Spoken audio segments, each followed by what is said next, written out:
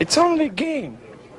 Why you have to be mad? The war flags are in game. Over on HeroWarsCentral.com, you get an ad for jackets. Over on HeroWarsCentral.com, I've got a blog post, the Map 2 revealed blog post right here. Boom, Mysterious Island Map 2. I guess Hero Wars Simulator data mined this file, showed off where a lot of the cool stuff is located, and thanks to Hero Wars Secrets for adding yellow words to this map and calling it his own. I guess we will attribute this to him. You have the pet flag over here, the magic defense pattern right next to it, and on top of it. 2 armor patterns. You have the magic attack pattern right there, the tank pattern, magic defense pattern, physical attack pattern, physical attack pattern. A lot of people are asking about these patterns and like which is the best. What is the plan? And honestly, I think that the first thing that everybody needs to do is to think about the difference. So what a lot of people don't understand, and I have confirmed this 100% with the community managers. The pet flag only affects the gray and green ability for your pets. It does not affect the violet ability. It does not affect the violet ability of the pet. So whatever pet is patron to your hero, that skill, like Kane's bonus dodge energy, all that is not increased. The only thing that's being increased by this pet buff right here is the gray and green ability, all right? And that's going to be limiting to some people because most people are using like this right here. They're using Axel, right? They're using Oliver in some instances. A lot of people are using Albus, and that is a nice increase. 10% more skill power is something, but it doesn't seem like it's that impactful. It is impactful, guys.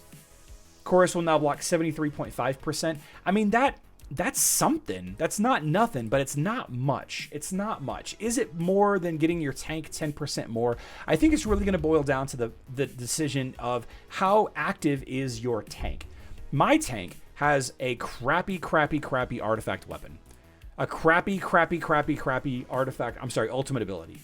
This ultimate ability is one of the worst ones in the game. Why do I still even use this guy? I do not know. But this is one of the worst in the game. If you're using Amira for area of effect damage, if you're using Corvus for his defense reduction, if you're using Mushy and Shroom, who I think is going to be excellent.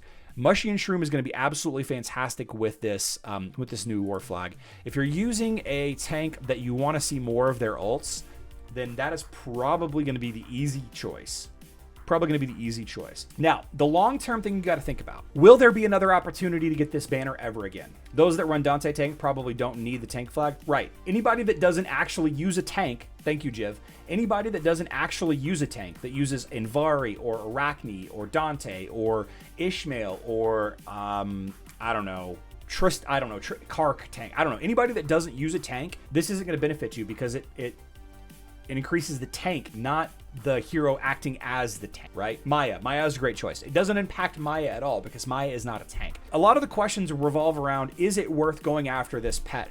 Like, you can get the magic defense thing over here. Do you need to go all the way over here to get this magic defense and this pet? I think that if you can afford to, you should, because you don't know if and when you will ever be able to get this again. We don't know if this pet flag, is ever going to be available again. And that is enough for me. If it is available, it might be a year from now. It might be 2 years from now. It might be available next month. So I think that the more patterns you have, the better you're going to end up being. And I think the more flags you're going to have, the better you're going to end up being. But it's going to cost you. Like, you're not going to be able to get... Like, the starting point is what? It's the flag is right here. So the starting point is right here. You're not going to be able to get all the way over here. You're not going to be able to get all the way over here from here without spending a little bit of money. You're just not all the way over. Like, there's some good stuff in here. You got the orange Gift of Dominion right here, which is tempting. I mean, you're gonna want all the patterns that you can get, so you can stack multiple physical attack patterns or multiple magic attack patterns, maybe multiple armor patterns, maybe multiple magic defense patterns, depending on what you're doing. I don't really know, unless I know your team. I don't really know if it's gonna be worth it to you. I'm gonna collect all of them. Personally, I'm gonna collect all of them. You need 23 moves from the tank flag to pet flag. Okay, Jiv says you need 23 moves from this tower to over here. Now, there's a lot of fun stuff in between, so you're going to get more stuff too. Sal says, would it affect all tanks if you have more than one tank? That's a great question. I would assume yes, it would. I would assume that if you have a team full of tanks, then this is going to be beneficial to your team full of tanks. I would assume. It says they don't stack. Do they not stack? I don't know. I don't have two of the same pattern, so I can't tell you. Aurora plus Mushy equals new meta. I love it. I love it. That sounds great, honestly. Aurora Mushy.